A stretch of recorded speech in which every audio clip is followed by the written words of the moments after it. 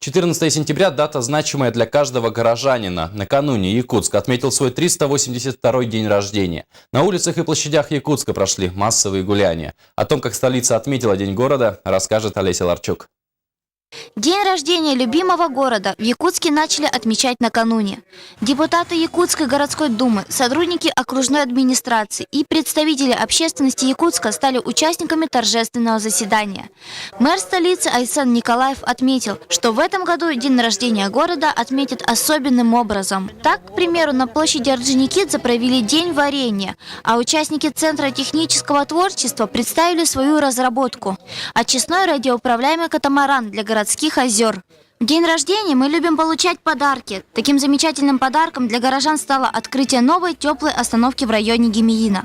Помимо этого, в Сайсарском округе началось строительство 2 кварталов. Всегда в день рождения нашего города открываем новые объекты, делаем какие-то подарки городу нашему.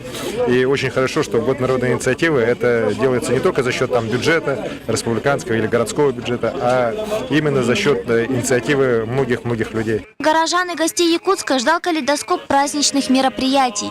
Начался праздник с молебна в Преображенском кафедральном соборе. После возложили цветы к памятнику Петру Бекетову, русскому землепроходцу и исследователю Сибири. Также в Якутске в честь дня празднования города проводится выставка-ярмарка «Вкусноград», где каждый желающий может попробовать блюда, которые ему понравятся.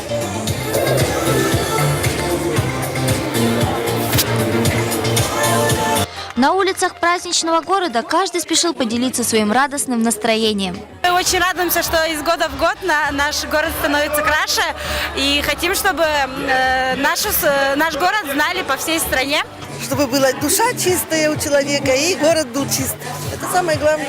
Побольше успехов, чтобы развивалось все больше и больше. Поздравляю горожан с Днем города.